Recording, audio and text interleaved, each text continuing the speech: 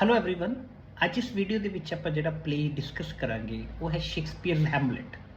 ਤੇ I think the play needs not much introduction. The play is one of the most admired creation of Shakespeare, and as soon as the name of bard William Shakespeare is mentioned ਸਾਨੂੰ automatically Hamlet ਯਾਦ ਆ ਜਾਂਦਾ। ਤਾਂ out of 36 plays ਇਹ one of the most discussed play ਹੈ Shakespeare the. So let's begin with the play. Play is a tragedy. First of all, what we have to remember, the play is perhaps the profoundest tragedy of the world. Play दुनिया ਦਾ ਸਭ ਤੋਂ ਗੰਭੀਰ tragedy ਹੈ। Why it is most profoundest? Because ਇਹ play ਦੇ ਵਿੱਚ ਦੋ ਤਿੰਨ ਚੀਜ਼ਾਂ ਮੇਨ ਡਿਸਕਸ ਕੀਤੀਆਂ ਗਈਆਂ। So before we proceed with the play, let us understand those things. First of all, this is a revenge play. Shakespeare ਹੋਣਾ ਦੇ ਟਾਈਮ 'ਚ 16ਵੀਂ ਸਦੀ ਦੇ ਵਿੱਚ 17ਵੀਂ ਸਦੀ ਦੇ ਵਿੱਚ let us remember violence was rather common. There was a monarchy, ਲੋਕਾਂ ਦੇ ਵਿੱਚ ਲੜਾਈਆਂ, ਸਿਵਲਾਈਜੇਸ਼ਨ ਇੰਨੀ ਪ੍ਰੋਗਰੈਸ ਨਹੀਂ ਕੀਤੀ ਸੀ, ਤਾਂ ਹਿੰਸਾ ਇੱਕ ਆਮ ਜੀ ਚੀਜ਼ ਸੀ ਤੇ ਰਿਵੈਂਜ ਲੈਣ ਨੂੰ ਵੀ ਇੱਕ ਨੈਚੁਰਲ ਪ੍ਰੈਕਟਿਸ ਮੰਨਿਆ ਜਾਂਦਾ ਹੁੰਦਾ ਸੀ, ਰਾਦਰ ਡਿਊਟੀ ਮੰਨਿਆ ਜਾਂਦਾ ਹੁੰਦਾ ਸੀ ਕਈ ਵਾਰ।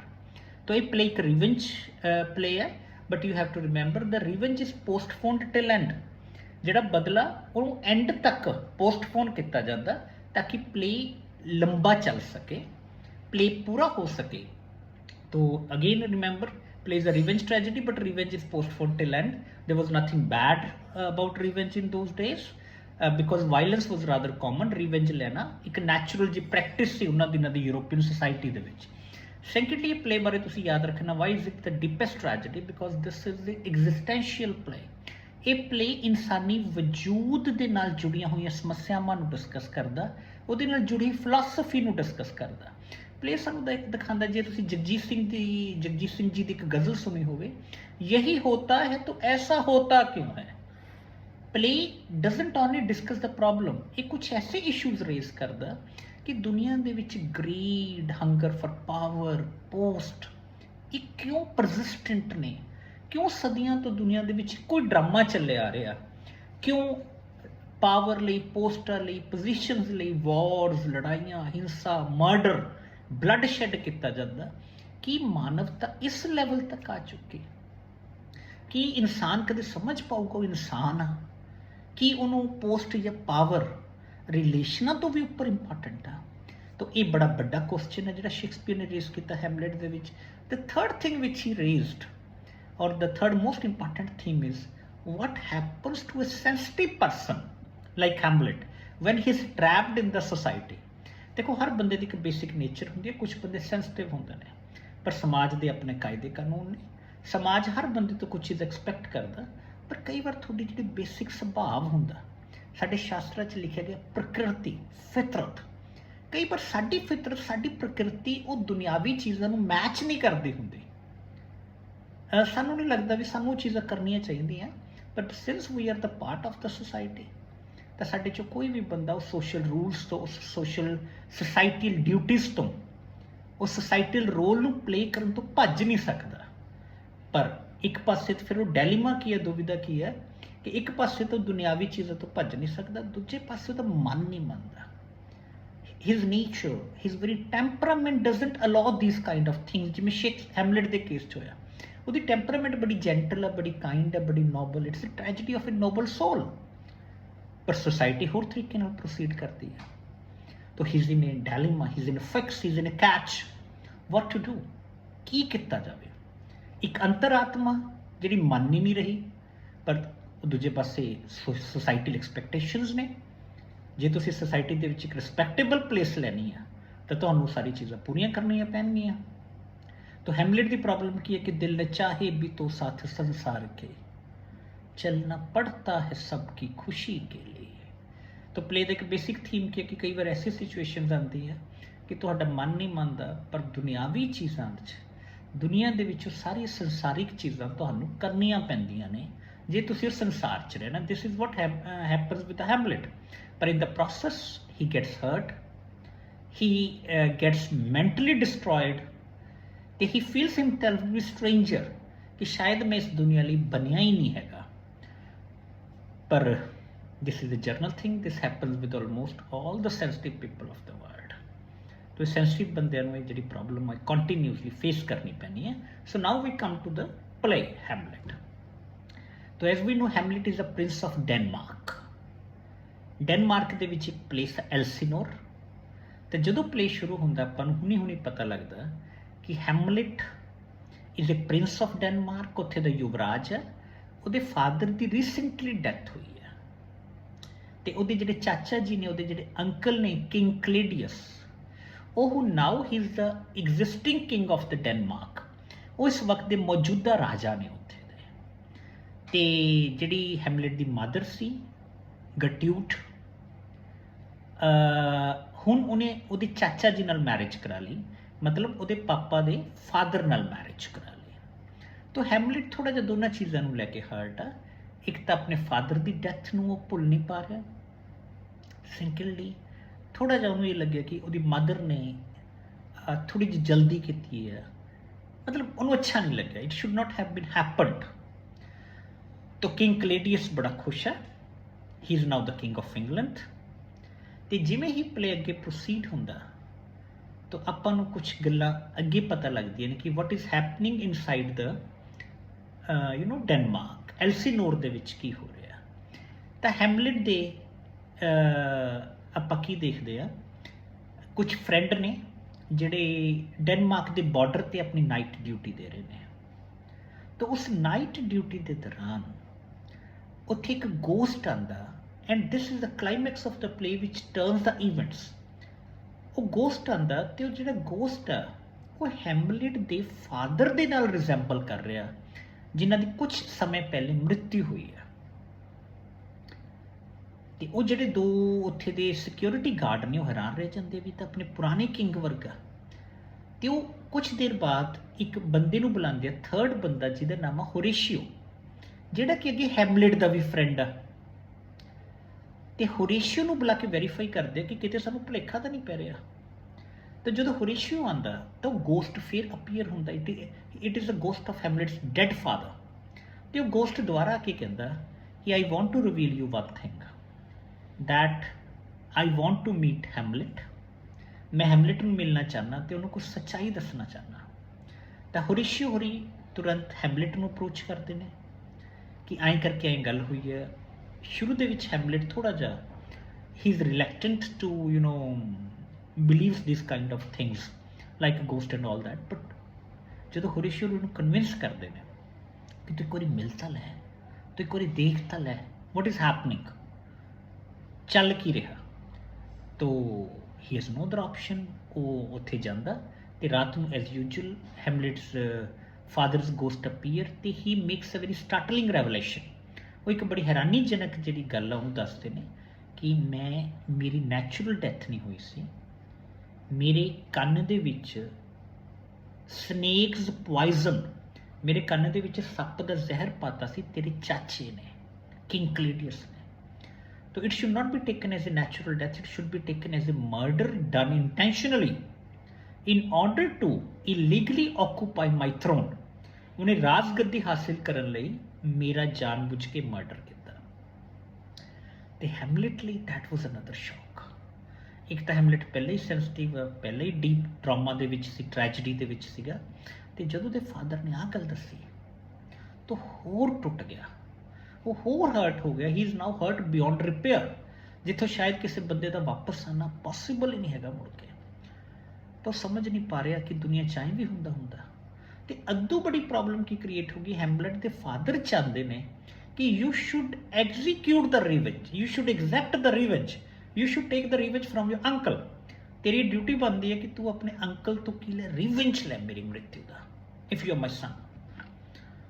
Now it is almost a double tragedy for Hamlet। ਪਹਿਲੀ ਗੱਲ ਤਾਂ ਆਪਣੇ ਫਾਦਰ ਦੀ ਡੈਥ ਦੇ ਲਾਸ ਚੋਂ ਬਾਹਰ ਨਹੀਂ ਆ ਰਿਹਾ, ਦੂਜਾ now he has to take the revenge। ਚਲੋ ਹੈਮਲੇਟ ਕਾਫੀ ਸੋਚਦਾ ਤੇ ਉਹਨੂੰ ਲੱਗਦਾ ਕਿ before taking revenge on my uncle, let us verify, let us know the truth ਕਿ ਜੋ ਗੋਸਟ ਨੇ ਮੈਨੂੰ ਕਿਹਾ ਕਿ ਉਹ ਵਾਕਈ ਸੱਚ ਆ। If it is so, then I should take the revenge, but I shouldn't blindly trust the ghost। ਤਾਂ ਹੁਣ ਹੈਮਲੇਟ ਨੂੰ ਲੱਗਦਾ ਕਿ ਮੈਨੂੰ ਥੋੜ੍ਹਾ ਜਿਹਾ ਇਹ ਚੀਜ਼ਾਂ ਨੂੰ ਵੈਰੀਫਾਈ ਕਰਨ ਦੀ ਲੋੜ ਆ। ਪਰ ਇਸ ਸਾਰੇ ਪ੍ਰੋਸੈਸ ਦੇ ਵਿੱਚ ਹੈਮਲੇਟ ਹੋਰ ਪੇਨ 'ਚ ਚਲਾ ਗਿਆ, ਹੋਰ ਡਿਪਰੈਸ਼ਨ 'ਚ ਚਲਾ ਗਿਆ ਤੇ ਲਗਾਤਾਰ ਆਪਣੇ ਆਪ ਨੂੰ ਕੁਐਸਚਨ ਪੁੱਛ ਰਿਹਾ, ਟੂ ਬੀ ਔਰ ਨਾਟ ਟੂ ਬੀ।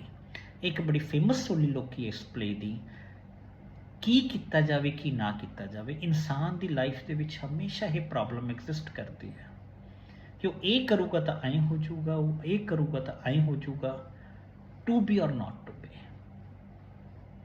ਇਹੀ ਲਾਈਫ ਆ, ਇਹੀ ਲਾਈਫ ਦੀ ਦੁਵਿਧਾ। ਤੋ ਹੈਮਲੇਟ ਸੋਚਦਾ ਕਿ ਨਹੀਂ, ਮੈਂ ਜੋ ਵੀ ਕਰਾਂ ਪਰ ਪਹਿਲਾਂ ਨੂੰ ਵੈਰੀਫਾਈ ਕਰਾਂ। ਇਸ ਦੌਰਾਨ ਹੈਮਲੇਟ ਹੋਰ ਪੇਨ 'ਚ ਚਲਾ ਗਿਆ ਤੇ ਇੱਕ ਹੋਰ ਜਿੱਥੇ ਟਰਨ ਆਉਂਦੀ ਹੈ, ਜਿਹੜਾ ਹੈਮਲੇਟ ਆ ਉਹਦਾ ਇੱਕ ਲੜਕੀ ਹੈ ਉੱਥੇ, ਓਫੀਲੀਆ, ਕਿੰਗ ਕਲੇਡੀਸ ਦੇ ਦਰਬਾਰ 'ਚ ਇੱਕ ਕਾਫੀ ਹਾਈ ਆਫਿਸਰ ਹੈ ਜਿਹਦਾ ਨਾਮ ਹੈ ਪੋਲੋਨੀਅਸ। ਤਾਂ Ophelia is the daughter of Polonius and she is in love with Hamlet. ਤਾਂ ਕਾਫੀ ਲੋਕਾਂ ਨੂੰ ਲੱਗਦਾ ਕਿ ਹੈਮਲੇਟ ਸ਼ਾਇਦ ਜਿਹੜੀ ਮੈਡਨੈਸ ਜਾਂ ਥੋੜ੍ਹਾ ਜਿਹਾ ਪਾਗਲ ਹੈ ਜਾਂ ਥੋੜ੍ਹਾ ਜਿਹਾ ਅਜੀਬ ਵਿਵਹਾਰ ਕਰ ਰਿਹਾ ਕਾਫੀ ਦੇਰ ਤੋਂ, it is due to love. ਸ਼ਾਇਦ it is due to love with Ophelia, ਜਿਹੜਾ ਉਹਦਾ ਓਫੀਲੀਆ ਦੇ ਨਾਲ ਅਫੇਅਰ, ਓਫੀਲੀਆ ਦੇ ਨਾਲ ਚੱਕਰ ਚੱਲ ਰਿਹਾ, ਸ਼ਾਇਦ ਉਸ ਕਰਕੇ ਚੱਲ ਰਿਹਾ ਸਾਰਾ ਕੁਛ, ਉਸ ਕਰਕੇ ਹੋ ਰਿਹਾ। ਤੋ ਕਿੰਗ ਕਲੇਅਰ ਜਿਹੜਾ ਪੋਲੋਨੀਅਸ ਆ, ਉਹਦੇ ਦੋ ਬੱਚੇ ਨੇ, ਇੱਕ ਓਫੀਲੀਆ, ਇੱਕ ਲੀਰਟਸ, ਉਹ ਬੇਟਾ। ਤੋ ਆਪਾਂ ਨੂੰ ਹੁਣੀ ਪਤਾ ਲੱਗਦਾ ਜਿਹੜਾ ਉਹਦਾ ਬੇਟਾ Laertes, he is going to France for further study. ਤਾਂ ਉਹ ਜਾਂਦੇ ਹੋਏ ਆਪਣੇ ਬੇਟੇ ਨੂੰ ਕਾਫੀ ਯੂਸਫੁਲ ਐਡਵਾਈਸ ਦਿੰਦਾ ਕਿ ਤੈਨੇ ਫਰਾਂਸ 'ਚ ਕਿਵੇਂ ਕਿਵੇਂ ਬਿਹੇਵ ਕਰਨਾ, ਜਿਸ 'ਚੋਂ ਇੱਕ ਬੜੀ ਯੂਸਫੁਲ ਐਡਵਾਈਸ ਆ ਕਿ ਹਮੇਸ਼ਾ ਜਿੰਨਾ ਤੁਹਾਨੂੰ ਨੌਲੇਜ ਉਹ ਤੋਂ ਘੱਟ ਬੋਲੋ, ਜਿੰਨੇ ਤੁਹਾਡੇ ਕੋਲ ਪੈਸੇ ਨੇ ਉਹ ਤੋਂ ਘੱਟ ਖਰਚੋ, ਕਦੇ ਵੀ ਉਧਾਰ ਨਾ ਦਿਓ, ਕਿਉਂਕਿ ਜਦ ਤੁਸੀਂ ਉਧਾਰ ਦਿੰਦੇ ਹੋ ਹਾਂਜੀ ਤਾਂ ਤੁਹਾਡਾ ਦੋਸਤ ਵੀ ਜਾਂਦਾ ਤਾਂ ਪੈਸੇ ਵੀ ਜਾਂਦੇ ਨੇ। ਇਹ ਦੋ ਚੀਜ਼ਾਂ ਨੇ ਜਿਹੜੀਆਂ ਪ੍ਰੋਬਲਮੈਟਿਕ ਹੋ ਜਾਂਦੀਆਂ ਨੇ। ਤਾਂ ਬੜੀਆਂ ਵਰਡਲੀ ਐਡਵਾਈਸਿਸ ਆ ਜਿਹੜੀਆਂ ਪੋਲੋਨੀਅਸ ਆਪਣੇ ਬੇਟੇ ਨੂੰ ਦਿੰਦਾ, how to behave, how to conduct yourself in the foreign land. ਇਹੀ ਸ਼ੇਕਸਪੀਅਰ ਦੀ ਖਾਸੀਅਤ ਸੀ ਕਿ ਉਹ ਜਿੱਥੇ ਫਿਲਾਸਫੀਕਲ ਗੱਲਾਂ ਕਰਦਾ ਸੀ, ਬੜੀਆਂ ਪ੍ਰੈਕਟੀਕਲ ਤੇ ਬੜੀਆਂ ਪ੍ਰੈਗਮੈਟਿਕ ਗੱਲਾਂ ਵੀ ਕਰਦਾ ਹੁੰਦਾ ਸੀ ਆਪਣੇ ਪਲੇ ਦੇ ਵਿੱਚ। How to be aware of friends, how to know who is right, who is wrong, ਕਿਹੜੀ ਚੀਜ਼ ਕਰਨੀ ਹੈ, ਕਿਹੜੀ ਚੀਜ਼ ਨਹੀਂ ਕਰਨੀ, ਕਿਵੇਂ ਸੰਭਲ ਕੇ ਰਹਿਣਾ, ਇਹ ਸਾਰੀਆਂ ਚੀਜ਼ਾਂ ਨੂੰ ਦੱਸਦਾ। ਕਿਉਂਕਿ ਦੁਨੀਆ ਦੇ ਵਿੱਚ ਹਮੇਸ਼ਾ ਕੇਅਰਫੁਲੀ ਰਹਿਣਾ, बिकॉज हजे किसी की लाइन सी कि ये दुनिया सलूक करती है हलवाई की तरह, एक दिन तुमको भी उतारेगी मलाई की तरह। तो इसलिए हर बंदे लिए थोड़ा जा ये दुनिया च अपने आप को सही तरीके नाल कंडक्ट करना बड़ा जरूरी हो जाता है। तो नाल दी नाल पोलोनियस अपनी बेटी को भी एडवाइस करता है कि you should stay away from Hamlet. Hamlet तो थोड़ा जा बच के, ही इज़ ए प्रिंस। तो लीरट्स भी जाता है अपनी सिस्टर को सलाह देखी जाता कि is a star beyond thy reach. My dear sister एक गल याद रखियो, बड़ा आदमी है, प्रिंस आ, किते ये ना हो इस सारे प्रोसैस के विच तेरा दिल टुट जाए, तू हर्ट हो जाए, तो it is better what the पापा से stay away from the Hamlet. बड़े आदमियों तो थोड़ा जिहा दूरी बनाई रखनी मीडियोकर बंदियां लई वधिया हुंदी है, किथे राजा किथे रंक। उधरों किंग कलेडियस ते गट्यूड वो दोनों काफ़ी देर तो बहुत वरीड ने कि हैमलेट पागला जी वांगू बिहेव क्यों कर रहा। हालांकि it is very natural for any human being कि he is very upset at father's loss, क्योंकि आप सबनों पता पिता की मृत्यु दुनिया दे विच शायद ये तो बड़ा हादसा किसी बंदे लिए ना होवे, पर उन्होंने फिर भी लग रहा है अन्ना भी की दुख होया जिहड़ा इन्ना लंबा चल गया। एक चोर की दाड़ी में तिनका, उन्होंने मन च हल्का जिहा डर आ भी किते हैमलेट नूं कोई रियलिटी तो नहीं पता, तो जे हैमलेट नूं रियलिटी पता है कल साडे लई खतरा बन सकदा आने वाले टाइम च। तो हुण you understand what is going on. King Claudius feels कि मैनू हैमलेट का मन पता लगे, जे किते हैमलेट नूं सच का पता तो मैं इहदा कोई इलाज करा, इनू समय तो पहले ही कुचलदा, किते कल वो मेरे लिए समस्या क्रिएट करे। उधरों हैमलेट पागल होने की थोड़ी एक्टिंग कर रहा है कि किंग कलेडियस नूं अंदाजा ना हो जाए कि मेरे अंदर की चल रहा। तो इन्हां we both are playing smart, both are pretending as if they know nothing। तो एक बड़ा जबरदस्त एक्टिंग चल रही है।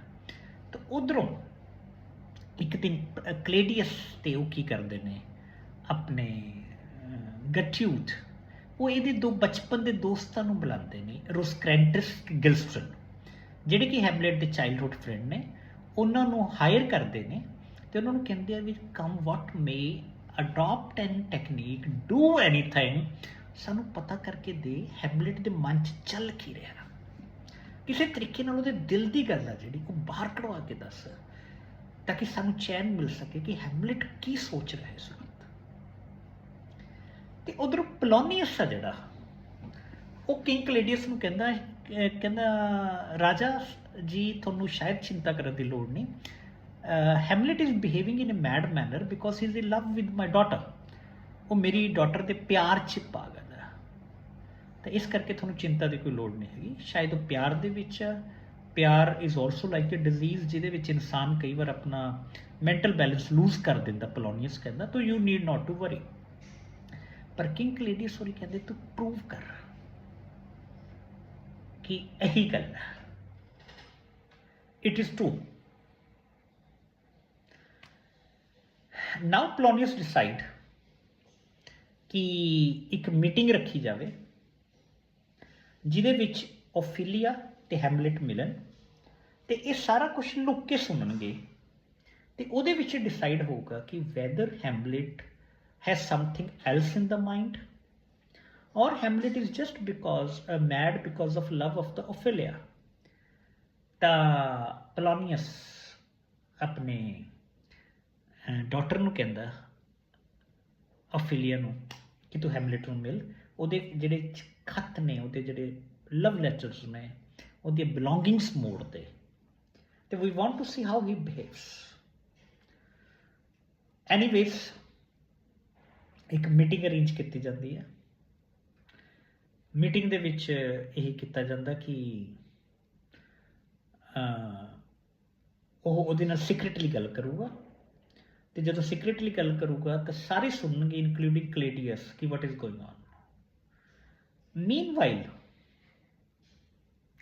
ਹੈਮਲੇਟ ਕੀ ਕਰਦਾ, ਇੱਕ ਵੈਰੀਫਿਕੇਸ਼ਨ ਦਾ ਡਰਾਮਾ ਕਰਦਾ ਕਿ ਉਹਨੂੰ ਕਿਵੇਂ ਪਤਾ ਲੱਗੇ ਕਿ ਕਲੇਡੀਅਸ ਨੇ ਵਾਕਈ ਕਤਲ ਕੀਤਾ ਕਿ ਨਾ ਕੀਤਾ। ਤਾਂ ਇੱਕ ਪਲੇ ਆਰਗੇਨਾਈਜ਼ ਕਰਦਾ ਜਿਹਦਾ ਨਾਮ ਆ ਮਾਊਸ ਟਰੈਪ। ਤਾਂ ਉਹਦੇ ਵਿੱਚ ਉਹਨਾਂ ਨੂੰ ਕਿੰਗ ਕਲੇਡੀਅਸ ਹੋਰਾਂ ਨੂੰ ਇਨਵਾਈਟ ਕਰ ਲੈਂਦਾ ਕਿ ਤੁਸੀਂ ਸਾਰੇ ਆਓਗੇ ਤੇ ਉਹ ਪਲੇ ਦੇਖੋਗੇ। ਤੇ ਇਹਦੇ ਵਿੱਚ ਹੈਮਲੇਟ ਉਸੇ ਟਾਈਪ ਦਾ ਪਲੇ ਰੀਕ੍ਰੀਏਟ ਕਰੂਗਾ ਜੋ ਉਹਦੇ ਫਾਦਰ ਨੇ ਉਹਨੂੰ ਦੱਸਿਆ ਸੀ ਕਿ ਮੇਰੇ ਨਾਲ ਹੋਇਆ ਗਾਰਡਨ 'ਚ। ਤੇ ਜਦੋਂ ਪਲੇ ਉਹਨਾਂ ਦੀ ਅੱਖਾਂ ਦੇ ਸਾਹਮਣੇ ਪਰਫਾਰਮ ਕੀਤਾ ਜਾਊਗਾ ਤਾਂ ਉਹਨਾਂ ਦੇ ਫੇਸ ਇੰਪ੍ਰੈਸ਼ਨ ਦੇਖੇ ਜਾਣਗੇ। ਤੇ ਤਾਂ ਜੇ ਤਾਂ ਕਿੰਗ ਕਲੇਡੀਅਸ ਘਬਰਾ ਗਿਆ, ਪਰਪਲੈਕਸਡ ਹੋਇਆ, ਉਹਦੀ ਪਸੀਨਾ ਆ ਗਿਆ, ਤਾਂ it is clear that he has been involved in the crime।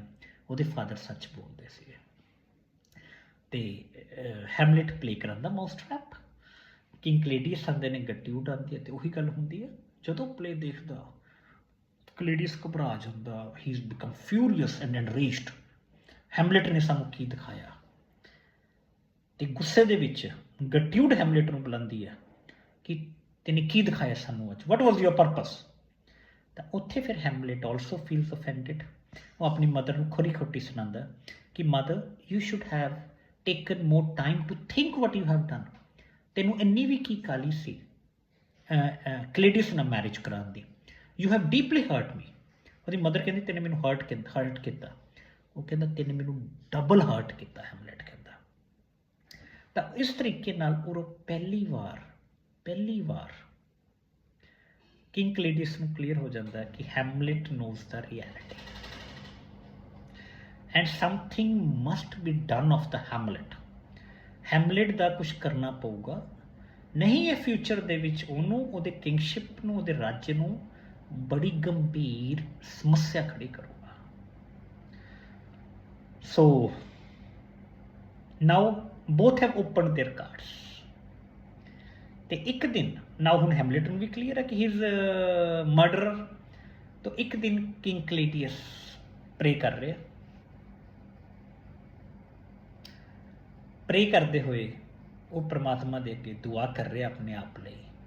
ਤੇ ਹੈਮਲੇਟ ਆਉਂਦਾ, ਹੀ ਡਰਾਜ਼ ਹਿਜ਼ ਸੋਰਡ, ਪਰ ਇਹ ਤੋਂ ਪਹਿਲਾਂ ਕਿ ਉਹਨੂੰ ਪ੍ਰੇ ਕਰਦੇ ਹੋਏ ਮਾਰੇ, ਹੀ ਫॉरगिव्स ਹਿਮ। ਉਹਦੇ ਇੱਕਦਮ ਖਿਆਲ ਚ ਆਉਂਦਾ ਕਿ ਨਹੀਂ, ਜੇ ਮੈਂ ਇਹਨੂੰ ਪ੍ਰਾਰਥਨਾ ਕਰਦੇ ਹੋਏ ਮਾਰਤਾ ਨਾ ਤੇ ਤਾਂ ਸਿੱਧਾ ਸਵਰਗ 'ਚ ਚਲਾ ਜਾਊਗਾ। I want to take him revenge and want to send him to hell, not to heaven। ਤਾਂ ਉਰੇ ਉਹ ਆਪਣਾ ਰਿਵੈਂਜ ਪੋਸਟਪੋਨ ਕਰ ਦਿੰਦਾ। ਤੇ ਕੁਝ ਬੰਦੇ ਉਰੇ ਕਹਿੰਦੇ ਕਿ Hamlet is mentally weak, mentally fragile ਹੈ, ਉਹਨਾਂ ਸਟਰੋਂਗ ਨਹੀਂ ਹੈ ਕਿਉਂਕਿ ਬਦਲੇ ਨੂੰ ਡਿਲੇ ਕਰ ਰਿਹਾ ਬਾਰ-ਬਾਰ। ਤੇ ਮੀਨਵਾਈਲ ਜਦੋਂ ਤਲਵਾਰ ਕੱਢਦਾ ਨਾ, ਪੋਲੋਨੀਅਸ ਖੜਾ ਹੁੰਦਾ ਪਿੱਛੇ, ਪਰਦੇ ਦੇ ਪਿੱਛੇ, ਉਹ ਹੀ ਕ੍ਰਾਈਸ, ਉਹ ਚੀਕ ਮਾਰਦਾ। ਹੈਮਲੇਟ ਆਪ ਨਾ ਦੇਖਦਾ ਤਾਂ ਉਹ ਡਰ 'ਚ ਆਈ ਸੋੜ ਮਾਰਦਾ ਤੇ Polonius is dead at the moment. ਮਰਨਾ ਕਲੇਡੀਅਸ ਨੇ ਸੀ, ਪਰ ਮਰ ਉਸ ਵਕਤ ਕੌਣ ਜਾਂਦਾ? ਪੋਲੋਨੀਅਸ।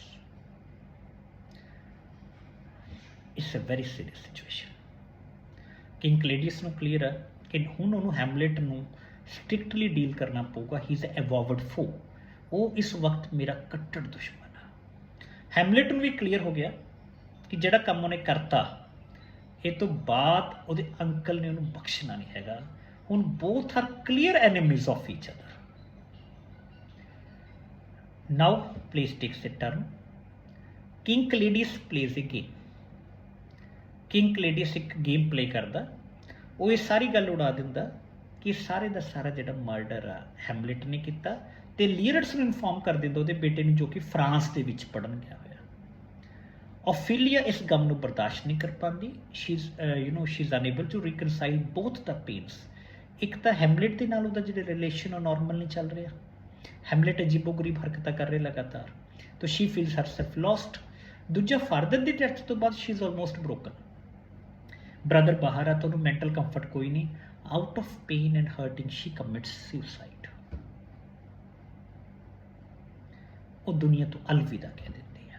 ਉਹ ਇੰਨਾ ਜ਼ਿਆਦਾ ਗਮ, ਇੰਨੀਆਂ ਜ਼ਿਆਦਾ ਮੁਸੀਬਤਾਂ ਸਹਿ ਨਹੀਂ ਪਾਉਂਦੇ, ਉਹ ਮੈਂਟਲੀ ਫਰਜਾਈਲ ਆ। ਤੇ ਓਫੀਲੀਆ ਦੀ ਡੈਥ ਤੋਂ ਬਾਅਦ ਹੈਮਲੇਟ ਲਈ the world becomes more darker, more darker. ਪਿਤਾ ਜੀ ਦੀ ਡੈਥ, ਓਫੀਲੀਆ ਦੀ ਡੈਥ, ਤੇ ਹੁਣ ਤਾਂ ਸਮਝ ਨਹੀਂ ਆਉਂਦਾ ਕਿ ਦੁਨੀਆ ਹੈ ਕੀ ਚੀਜ਼ ਹੈ, ਉਰੇ ਜੀਣਾ ਕਾਹਦੇ ਲਈ ਹੈ, ਕੀ ਮਰਪਜ਼ ਹੈ ਲਾਈਫ ਦਾ, ਦਰਦ ਖਤਮ ਕਿਉਂ ਨਹੀਂ ਹੋ ਰਿਹਾ? ਤੁਹਾਨੂੰ ਲੱਗ ਰਿਹਾ ਕਿ ਬੇਨਾਮ ਸਾ ਇਹ ਦਰਦ ਠਹਿਰ ਕਿਉਂ ਨਹੀਂ ਜਾਤਾ, ਜੋ ਬੀਤ ਗਿਆ ਹੈ वो गुजर क्यों नहीं जाता। मतलब जो निकल के वो खत्म क्यों नहीं हो जाता? ਉਹਨੂੰ ਇਹ ਲੱਗ ਰਿਹਾ ਮੈਂ ਉਲਝਿਆ ਜਿਹਾ ਪਿਆ ਜ਼ਿੰਦਗੀ 'ਚ ਹੈਮਲੇਟ ਨੂੰ, है ना। मैं अपनी ही उलझी हुई राहों का सितारा, सब जाते हैं जिधर मैं उधर क्यों नहीं जाता।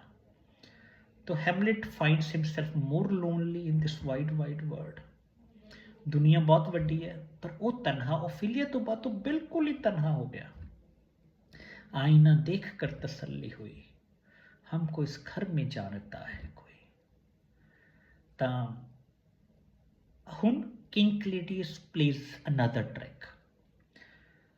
हाँ, जो की करता हैमलेट की एक ड्यूटी ला दिंदा कि तेने इंग्लैंड जाना, इनू एक ऑफिशियल ड्यूटी ते भेजदा, नाल रोज क्रेंटिस ते गिल्स्ट्रेन नूं भेज दिंदा, ते नाल एक सीक्रेट लैटर लिख दिंदा किंग ऑफ इंग्लैंड नूं कि तू हैमलेट दा मर्डर कर देना।